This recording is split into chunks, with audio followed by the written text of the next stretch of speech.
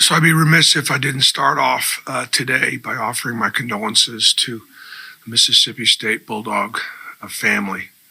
Offer my condolences to our athletic director John Cohen and Lee Van Horn, who worked closely with Coach Leach. 61 years old. Tragic. Offer my condolences to the student athletes that are playing for him now and have played for him in the past. The coaches that are there now and have worked with Mike over the years, and the entire Bulldog family. It's just very sad. So the message to my players today was to take advantage of the opportunities, for all of us. Count your blessings. It's a sad day for the SEC. So moving forward now on Georgia State. So Georgia State has been, over the last 6 years, they've been the winningest program in the state of Georgia. This team won their championships last year in a good league. They lost in the first round to Gonzaga. They've been very well coached over the years, and their head coach Jonas Hayes played at Georgia when I was coaching at Milwaukee, and we actually went to Athens and almost beat them when I was at UW Milwaukee. And he and his brother were both great players over there, and so I've known Jonas for a long time. And we also have a family member on Jonas's staff, and Alan Payne, who played at Auburn, was a really good player here and graduated the year I got the job here in 2014. And he was in my transition, he was somebody that was very, very helpful, trying to pass in the torch down. So they're a team that plays good defense, holding teams to 63 points. They offensively themselves, they're way better from two than they are from three. They haven't shot the three barrel very well this year, and they're ranked 25th in the nation in free throw percentage. They get there a lot, and they shoot a very, very good percentage. So considering our challenge is protecting the rim against Memphis, this will be a challenge for us because they do a great job of getting to the rim. While our offense wasn't great at Memphis for sure, and we were disrupted and didn't finish around the rim, and probably could have had a much better assist turnover ratio, done a better job on the offensive glass. But give Memphis credit for a lot of that. Okay. Memphis was holding teams to 63 points. We scored 73. By the same token, Memphis was only scoring 72 points, and we gave up 82. So it was clearly our defense. They took our shot blockers out away from the basket, put them in ball screen coverages, and as a result, they took our rim protector away from the basket, and we didn't make the adjustments soon enough. That's one of the things that the team could do a better job. We had adjustments at halftime. We had adjustments during the course of timeouts, and we really never did adjust to that from the coaching to the playing, and that's on me. That's why I talked about the fact that I got to do a better job. Questions? Bruce, after the loss, how do you feel like the team's kind of responded with their energy and just the practice the last few days? Have you seen the response from the guys? I thought we had a great practice yesterday. Today's practice wasn't very good, but it was. I thought the guys. We definitely, we watched a lot of film, and there was some accountability, not 100%, but I think that. I think the message was delivered. I think the guys, and again, this is not, it's teaching and it's not criticism. It's just like, look, what we do works really well with great effort and energy. When you don't have great effort and energy, what we do doesn't work very well at all. So I think they got it. Bruce, you started by mentioning Coach Leach. Just for you, how do you balance the work and grind of being a coach, but not letting it become overstressed? Yeah. My biggest worry is I just don't want to let people down. I just don't want to disappoint people.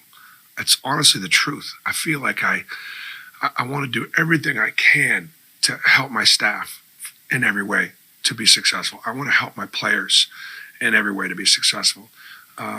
So it's all day, every day, and it's just a grind. And you can't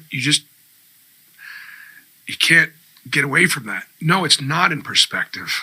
It's not. We're not taking care of ourselves. We do own everything. There is high stress in it. It's just it's the profession that we've chosen. But for me, that's the biggest thing. I just don't want to. We've been blessed. People have given us so much support, and we wouldn't have the program we have without all the support. I just want to continue to deliver good basketball for them. And in order to do that, the only thing I know how to do is to grind and to work. It's because I never was gifted or stupid talented. But I will grind. And my guys know that. And we've managed to be good every year because of it. So, no, it's completely out of balance. And trust me, yeah, Coach Leach dying at 61 makes my family worry about me at 62. Any other questions? Vern? Janai was in here just a moment ago, and he talked about how he's feeling kind of 100% healthy now. How have you seen him kind of progress, especially on offense? He's had a few more higher scoring games, but he's kind of needing to score at higher efficiency. Just what do you think of him kind of getting? Well, he's second on the team in shots attempted. And he obviously is somebody that we go to. We would go to him more if his percentages were higher, both from field goal percentage and free throw percentage. So you've got to analytically evaluate his touches. But at the same time, he's got real offensive ability because he's got great hands. He can score with his back to the basket. He's a willing passer, and he's going to improve in his assist-turnover ratio. I don't understand the free throw struggles because he's got a pretty good touch. And he's expanded his range, and I think at some point he's going to actually start shooting a three ball, maybe not right now. I trust him. The biggest thing I think for Janai is the multiple effort thing. Again, at the level he played at Moorhead, he was able to give an effort, and that was enough to get things done, whether it be blocking shots or clogging up the lane or rebound the ball. But with the speed and quickness and size, this next level, it's multiple efforts. It's help and recover. It's get in a ball screen, help the guard get through, and then get back to your own. It's just moving with and playing a little faster, and that's what he could do. And then just probably be a little bit more physical initially, like seal more physically, check out more physically, and then once he gets the ball, just do what he does. Doesn't have to be physical. Not everything has to be a power move. He's got a really good touch. He's got really good moves. He's got good spin moves. He's got good feel. Trust all that once you get the ball. Bruce, you mentioned today's practice wasn't as good as yesterday's. What defines a good practice for you? What made this one not as did you share? Well, I just think your attention to detail, your effort, your energy, the effectiveness of the messaging, the consistency. Whether or not everybody's bought in.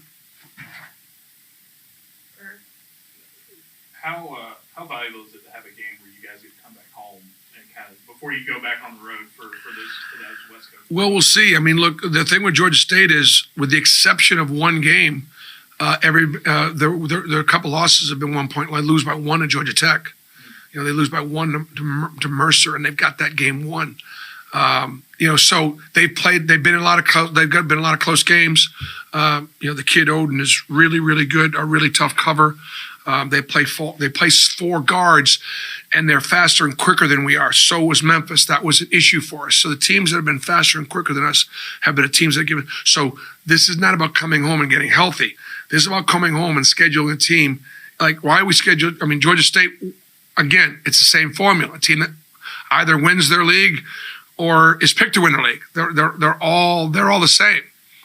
And so these kids, they know how to win, and it'll be obviously a good test for us to see if we can we get back to guarding like we need to while offense gets better. That's the real key for this one tomorrow night.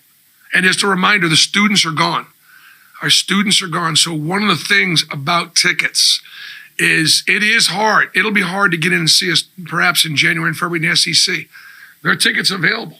There are tickets that are available for this game. So just for fans that just go, I can never get a ticket. They get a ticket for tomorrow. And with the students being gone, they can actually buy a ticket upstairs. And if they get there soon enough, they can sit in the bleachers right down on the floor. And I've already tweeted this. We all want to get back to our college days, right? We want to go back to our college days, right? Back in the day, man, go in the closet, get that outfit out from the 70s, and come sit in the student section. And Coach, if you can touch on your tweet yesterday about Toys for Tots as well. Oh, yeah, thanks. So Toys for Tots tomorrow. We set a record last year for having the most toys that they've ever had. And I remember, I don't remember if it was somebody in the military. I believe it was. These military guys are big, strong, tough guys. But one of these guys in the military with tears in his eyes said, Coach, we were able to almost double the number of children that we were able to give toys to last year because it just seemed like everybody brought an unwrapped toy to the game. And that's the thing, is that it's not about the number. It's about that one kid that may not get Christmas, that got Christmas because everybody brought a toy. So please bring an unwrapped toy. Everybody's out there shopping today. I've called Brandy already, told her to get out there and fill a basket full and make some families Christmas that wouldn't have had one. Okay, thanks for that reminder.